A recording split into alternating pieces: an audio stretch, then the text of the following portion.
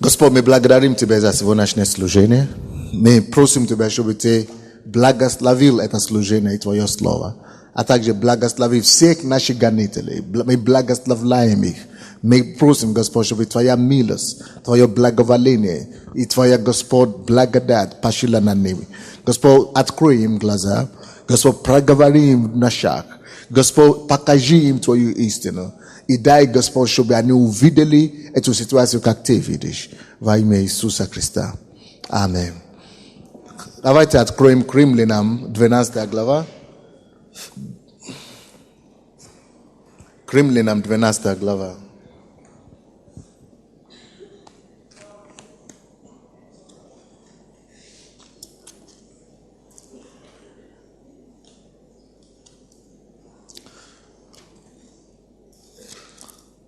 Римлянам 12.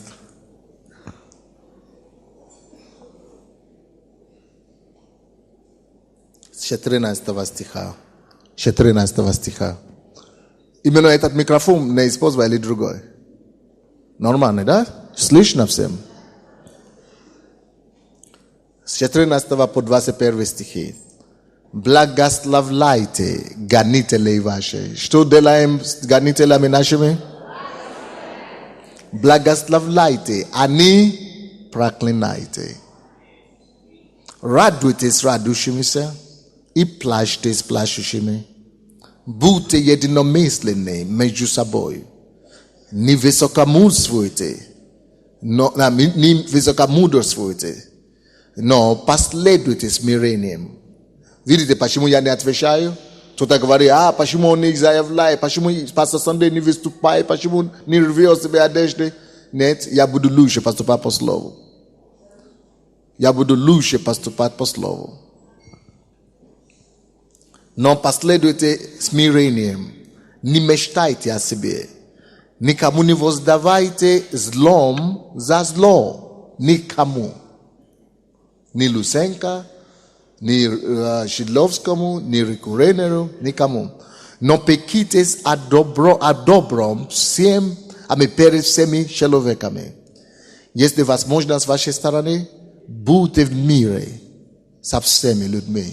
Это с нашей стороны. Не мстите за себя. Видите, не мстите за себя. Не запрещено. Просто не запрещено. Вы можете высказать истину, потому что вы знаете истину, чтобы люди не попали в заблуждение. Вы должны говорить истину. Но из-за того, что это меня нападал, я не могу. Вы можете говорить, но не я. Не мстите за себя, видите? Возлюбленные, но дайте место гневу Божию. Ибо написано, мне отмщение я воздам, говорит Господь. Итак, если враг твой голоден, накорми его. Если жаждет, напой его. Ибо делая все, ты соберешь ему на голову горящие угли. Не будь побежден злом, но побеждай зло добром. Я побеждаю сегодня на тему не будьте побеждены злом. Все эти атаки на меня и на нашу церковь направлено только на одно. Зло поднимает голову. И через правоохранительные органы, и через эти финансовые кризисы, которые в стране, и через братьев, зло со всех сторон нападает. И как будто я единственный человек, который на свете, кого дьявол ненавидит. Но мы, зная Слово Божие, должны тоже понять, что всякий раз, когда зло поднимает голову, и когда зло настолько нападает на человека, со всей яростью, он преследует только одну цель. Одну цель. И эта цель в том, чтобы зло не только нападали на тебя, чтобы это зло не только тебя повредило, но цель еще более круче, чтобы это зло тебя, чтобы ты был побежден злом, Щоб ти був захвачений тим злом. І щоб ти почав реагувати і використовувати методи злі. І щоб ти був охвачений. Мало того, що зло на тебе нападає, но щоб ти сам був наповнений тим злом. І щоб ти сам превратив зло в твоей сути, твоє оружие. Щоб ти сам почав реагувати, отвечать злом. Так пока ты злом не отвечаешь, зло тебя не победило. Если зло только на тебя нападает, если зло только тебя уничтожает, принижает и так далее, это одно дело. Оно тебя еще не победило. Зло тебя побеждает только тогда, когда ты сам становишься злым. И когда ты сам становишься одержимым этим злом. И когда ты этим злом начинаешь поступать в отношении ты, кому тебе пришло это зло. Тогда зло достигает свою цель. Тогда зло достигает то, о чем он мечтал. Тогда это зло не только тебя причиняет боль, это зло не только на тебя нападает. Тогда это зло победило тебе. Поэтому об этом и речь идет здесь. Бог, зная этот принцип, как действует зло, предупреждает нас, что всякий раз, когда зло на нас нападает, что мы должны как раз поступать наоборот, чтобы не быть побежденным злом, потому что зло преследует не ту боль, которую ты чувствуешь, когда зло на тебя нападает. Не это он преследует. Это первый уровень. Но то, что он преследует, это тебя разозлит. Он преследует того, чтобы тебя разозлить так, чтобы ты начал действовать по характеристикам царства тьмы. Чтобы ты начал действовать, как не присуще Богу или детям Бога. Но чтобы ты начал действовать как присущим дьяволу и зло. Чтобы ты стал в его лагерь. Чтобы ты стал одной из него. Поэтому вы думаете, что я не отвечаю, почему пастор не отвечает, почему пастор не выступает? Я больше этого. Я слишком близко пытаюсь ходить к Богу. Я слишком стараюсь жить по Его Слову. Я не могу, как все. Потому что цель Бога, чтобы мы были как Он. Изначальная задача Божья, чтобы мы были подобны Ему, были Его образ. В сути нашей. Чтобы, если Бог есть любовь, чтобы мы были нашей суть была любовь. Если есть Бог добро, чтобы наша суть была добро. Чтобы, если Бог есть прощение, чтобы это была наша суть.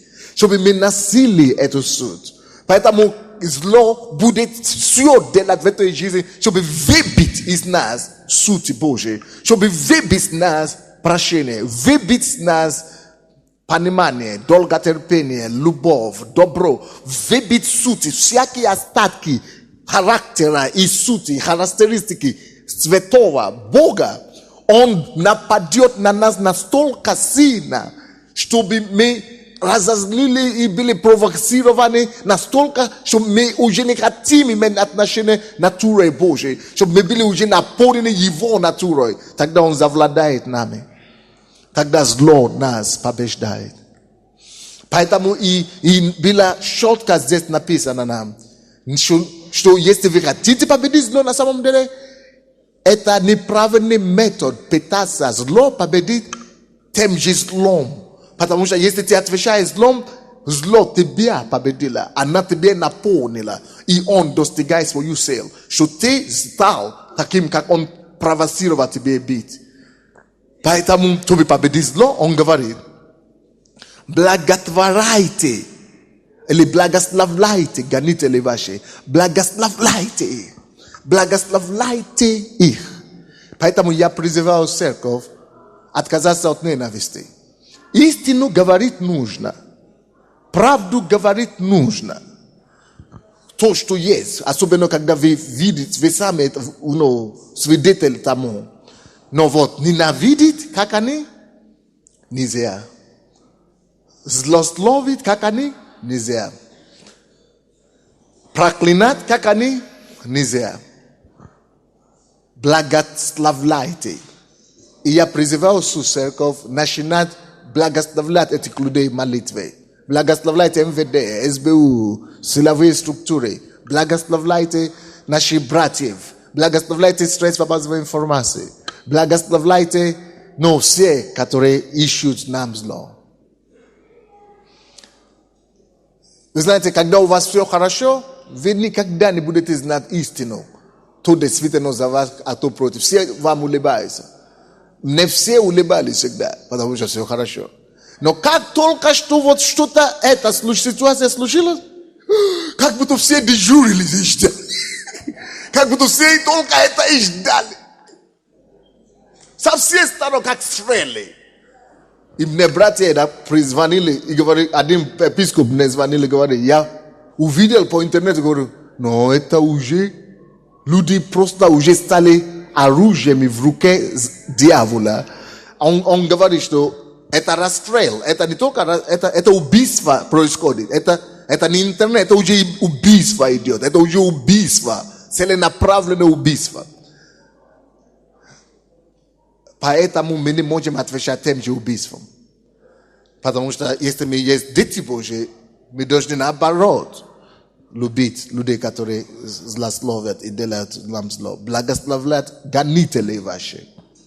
И благословляйте, а не проклинайте.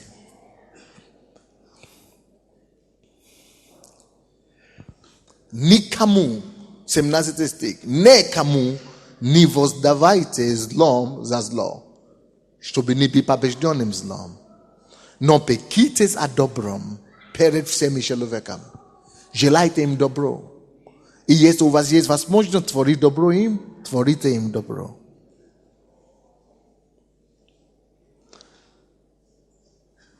И пускай месть не будет у нас. Не мстите за себя, написано. Возлюбленные, но дайте место гневу Божию. Ибо написано, не отмщение я воздам. Пускай кто-то возьмет второй микрофон, побыстрее будет, вы будете мне помогать читать. Мне отмщение я воздам, говорит Господь. Итак, если враг твой голоден, накорми его. Если жаждет, напой его. Если делая сие, ты соберешь на него голову горящие угли. То есть Господь за тебя воздаст. То есть цель дьявола, цель его, чтобы нас вывести из равновесия. Цель зла, чтобы нас делать тоже злыми. Но мы дети царства. Давайте будем больше воевать Божьими оружиями. А какие эти Божьи оружия? Первое, истиной. Поэтому надо всегда истину говорить. Истина. Припоясать себя поясом истины. Говорите правду. Если мы будем молчать, тогда мы не воюем истиной. Тогда нас будет бить. Потому что то, против чего мы не выступаем, оно побеждает нас. То, с чем мы соглашаемся, потом доминирует нас. Если мы будем соглашаться, эту информацию будем терпеть, Бог сам скажет. Нет. Мы должны истиной воевать. Истина. Поэтому, если у вас есть возможность говорить истину, где вы видите ложь, всегда пишите, говорите. Пускай люди знают истину. Истина оружие. Это во-первых. Во-вторых, оружие наше второе, это благословлять врагов. Молитесь, благословляйте людей, которые зло нам желают. Третье, творите добро людям, которые плохо нам делают. Евангелие от Иоанна 17:15 тоже считает. Добром побеждайте. Четвертое, нужно любить людей, которые желают нам. Не молю, чтобы ты взял их из мира, но чтобы сохранил их от зла. Это Евангелие от Иоанна 17:15. Да. Бог говорит, Бог молится, чтобы Иисус молится, чтобы Бог сохранил нас от зла. Что это обозначает? Не то, что зло на нас не нападает. Не то, что зло нас не коснет. Но сохранить нас от зла, чтобы зло не стало сутью нашей. Чтобы мы не были побеждены этим злом. Потому что мы будем провоцируемы. Зло будет провоцировать нас. Зло будет давить на нас, чтобы мы были захвачены этим злом. Чтобы мы были побеждены этим злом. Поэтому, чтобы зло это нас не победило, Бог говорит, вы будете в миру, а там весь мир лежит возле вообще-то. Вы будете сталкиваться со злом везде, но не будете побеждены злом. А что значит зло побеждает? Это когда мы настолько провоцированы злом, что мы уже наполняемся злом. И отвечаем этим злом. Тогда мы побеждены. Значит, все. Мы отходим от царства в этом случае. Значит, царство отходит от нас. Потому что когда зло побеждает нас, зло не принадлежит царству. Тогда мы отходим от царства. И царство отступает от нас. Мы должны победить зло, но только добром. Бог это знает, что только добро может победить зло. Так, следующее место Писания, к Римлянам 6 глава, 12 стиха по 16.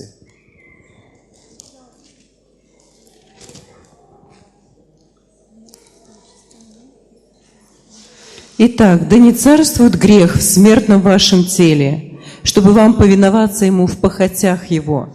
И не предавайте членов ваших греху в орудие неправды, но представьте себя Богу, как оживших из мертвых, и члены ваши Богу в орудие праведности. Грех не должен над вами господствовать. Видите, грех не должен над вами господствовать. Это цель дьявола. Чтобы сделать так, чтобы грех или зло начало обида, начало господствовать над нами. Когда мы наполняемся им, значит все, зло это побеждает нас. Начинает господствовать над нами. Вот, это то, от чего мы должны остерегаться. То есть грех не должен господствовать. Не позвольте ей зло это победить вас. Когда начинает наполнять нас зло и руководить нами, мы начинаем действовать по этой обиде зло, тогда это значит оно победило нас. Дальше. Ибо вы не под законом, но под благодатью. Что же, станем ли грешить, потому что мы не под законом, а под благодатью? Никак. Неужели вы не знаете... По 16, да? Да, по 16. Неужели вы не знаете, что кому вы отдаете себя в рабы для послушания, того вы и рабы? Кому повинуетесь, или рабы греха к смерти, или послушания к праведности? То есть кому мы слушаемся? Если обида приходит, если ненависть, гнев к нам приходит, и мы слушаемся этим всем, тогда, значит, мы становимся рабами гнева, мы становимся рабами обиды. Но когда мы чувствуем обиды, но не реагируем по обиде, мы ждем и как мы говорим, переждем это, когда обида пройдет, и тогда, или зло проходит, тогда мы начинаем реагировать спокойно. То есть мы не должны реагировать. Если мы отдаем себе этой обиде, и по обиде мы начинаем действовать, значит мы даем себе как оружие обиды, оружие зла и так далее. Так что в этой всей ситуации я прошу на этой неделе все церкви объявить молитву. Передавайте людям по домашним группам. Я объявляю эту неделю, когда мы молимся за всех наших гонителей и неприятелей. Каждый день, пожалуйста, ставьте эту молитву. Молитесь за всех, кто желает нам зло. Те, которые собирают компроматы, те, которые пишут эти компроматы на нас, те, которые государственные власти, журналисты, братья наши. Давайте будем начинать на этой неделе просто молиться за всех. 118 Псалом, стих 133. 133 стих.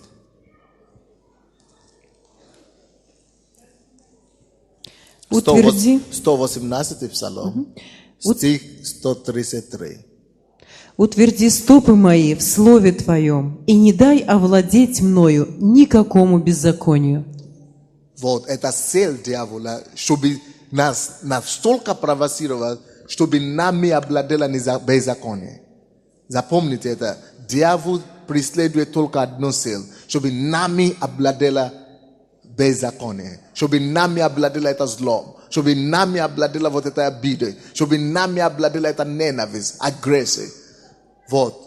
Об этом, Давид тоже знает. И Давид молится Богу, что утверди стопы мои в слове Твоем. и не дай овладеть мною никакому беззаконию, чтобы беззаконие не овладело наше сердце, чтобы нами не овладело беззаконие. То есть, чтобы беззаконие не овладело нас, мы не должны поддаваться. Провокации будут и так далее, но мы не должны поддаваться.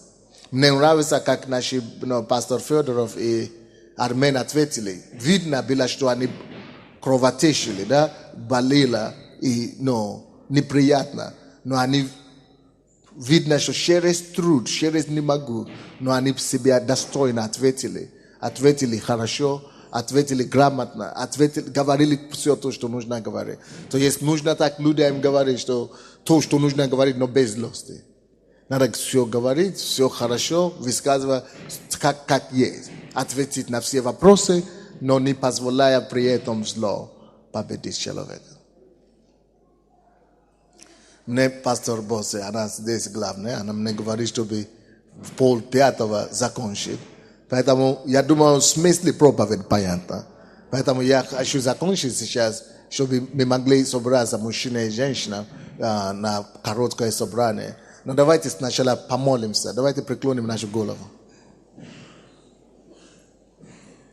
И попросим, чтобы Господь простил наши гонителей и благословил их. И нас тоже, чтобы Бог простил нас, если где-то мы выходили из рамки Его Слова. И если что-то мы неправильно делали, чтобы Господь простил нас. И чтобы Бог благословил всех наших братьев, наших гонителей, милицию, МВД, всех.